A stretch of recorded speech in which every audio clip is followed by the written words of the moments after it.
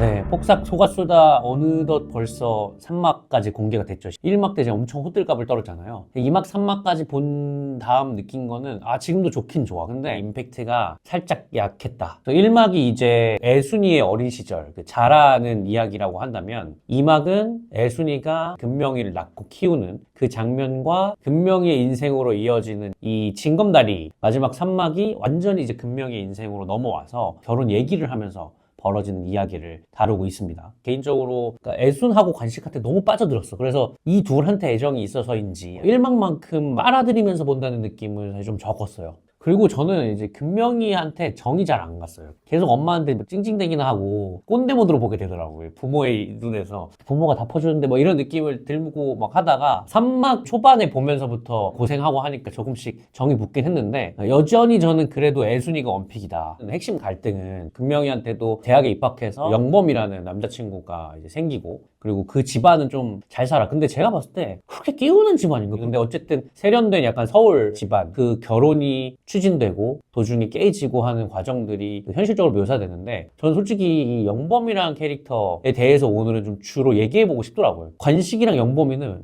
같으면서 결정적 한 뜻이 너무 달라. 그래서 제가 왜 관식이 같은 남자랑 여러분들이 무조건 결혼해야 되고 영범이 같은 남자랑 결혼하면 안 되는지를 남자의 입장에서 남자의 시선으로 근데 솔직히 관식이라는 사람 자체가 그때 시대상은 뭐 말도 안 되고 이 요즘의 현대적인 시대로 봐도 정말 말도 안 되는 사람이긴 해요. 거의 뭐 현실엔 존재하지 않는 유니콘 같은 존재이긴 하거든요. 영범이 이 자식은 그 생일날 왜 엄마랑 만났잖아요. 그 엄마 옆에 앉은 것부터가 일단 기본적인 게 잘못했어. 근데 저기 앉아있냐? 정신 못 차렸네? 이렇게 생각하면서 봤거든요. 그러니까 영범이는 어느 정도 할 만큼은 한 남자이긴 해. 학시 아저씨에 비하면 거의 유니콘 같은 존재야. 그렇지만 관식과 영범은 결정적 차이가 또 있다. 제가 봤을 때 관식이는 언행일치파라면 영범이는 입만동동파예요. 이게 무슨 뜻이냐면 관식이는 모든 걸 행동으로 보여주는데 영범이는 약간 입으로만 짤짤 그친 것들이 많아. 그러니까 말로는 정답을 말하는데 딱 한 발자국을 더 못 가는 거죠. 그러니까 거기까지만 디디고 말아. 근데 그 한 발자국을 사실 내딛고 안 내딛고가 엄청난 차이인 거거든요. 뭐 예를 들면은 금명이가 달동네 하숙집 자기 사는 집을 이렇게 보여주려고 골목길을 막 올라갔는데 막 이상한 낙서도 있고 하니까 이제 뭐라 그러냐면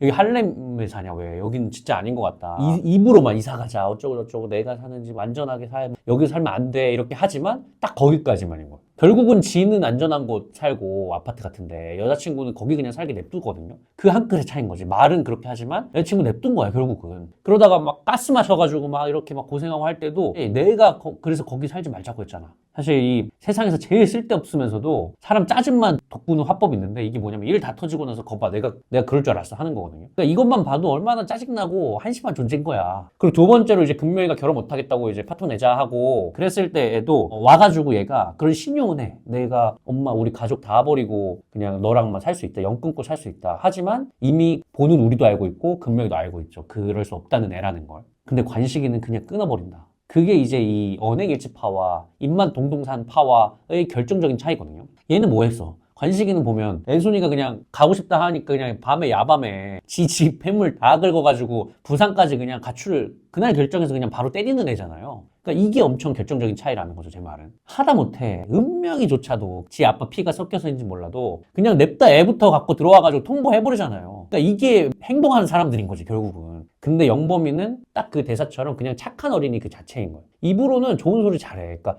얘기하는 것만 들어보면 완전 그냥 스윗하고 애처가고 이 사람만 믿으면 되는데 결정적 한 발을 내딛지 못한다는 거죠. 그리고 말을 내뱉는 주체가 제대로 되지 않았다는 것도 저는 문제라고 봐요. 자꾸 반대로 해버려. 뭐 예를 들면 관식이는 애순이 나랑 사는 거지 우리 가족들이랑 사는 거 아니다. 자기 가족한테 하거든요. 근데 영범이는 가만히 생각해보면 그 얘기를 애순이한테 해. 그러니까 지 엄마한테 안 해. 주체가 완전히 다른데 걷다 대고 반대로 대고 하고 있는 거예요. 그러니까 이런 남자들 특징이 이제 결혼할 때 보면은 고부 갈등이 일어나. 결혼 생활 하면서 자기 와이프한테는 또 엄마 편 들어. 그래서 와이프 열받게 만들어. 엄마한테 가잖아? 거기서 또 와이프 얘기 편 들어. 그래서 엄마도 열받게 만들어. 그러니까 두 여자 다 열받게 만드는 타입이 딱 요런 타입이거든요. 그러면서 이제 또 금명이한테도 사실은 자기 엄마의 요구 조건, 자기 엄마가 바라는 거 한 번도 제대로 전달하지 않잖아요. 결국 둘이 얘기하게 만들잖아. 그러니까 이런 것 자체가 중간에서 제대로 된 노릇을 못하는 사람이라는 거고 관식과 비교했을 때는 엄청난 하자가 있는 사람인 거죠. 마지막에 중년 연봉이 보여줄 때도 결국 얘 자기 엄마 탓하거든요. 이것까지가 이제 얘의 성격을 결정짓는 그 한심한 모먼트의 완성.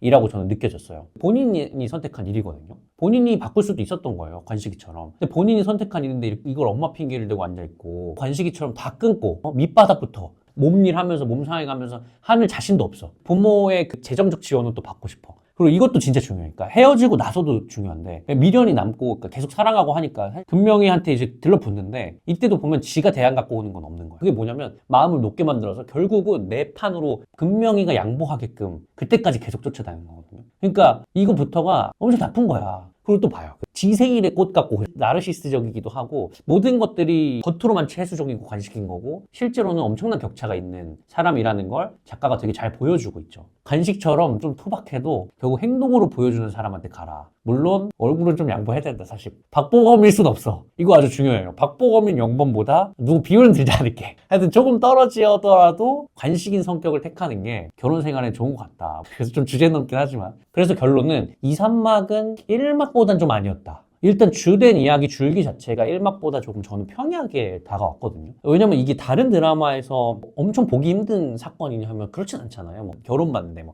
집안의 격차 이런 건 다 다루고 있고 1막 그 리뷰할 때 보법이 다른 드라마라고 했는데 2, 3막은 그 보법이 살짝 비슷해지려고 했다. 하지만 그 비슷해지려는 순간마다 우리 임상춘 작가의 대사가 결국은 다시 그 글 원래대로 돌려놓는, 그러니까 예를 들면은 깐느 극장 지하실에는 피카소가 살았고 누군가에게는 여기가 루브르였다. 아들이 한 작업물들이 이제 보러 오는 장면이 있는데 그때 그냥 이 모든 맥락과 감정을 한 줄의 내레이션으로 치환하는 이 작가는 그냥 1차원적인 표현이 아니라 이렇게 한 문장으로 함축해서 이 상황을 요약해서 정리하는 능력이 정말 뛰어나구나를 느꼈고, 그래서 제가 1막 보고서는 거의 위대한 드라마 수준이라는 생각을 했거든요. 이걸 10년에 한번 나올까 말까 한 드라마다 했는데 아직 4막이 남아있긴 하지만 2, 3막까지 보고 나서의 총체적인 생각은 웰메이드 드라마 정도로 어느 정도 격화됐어요. 그래서 여전히 저는 올해 백상 대상급에는 이견이 없어요. 그리고 조연들의 연기, 단역들의 연기도 엄청나. 그 부분은 바뀌지 않았어.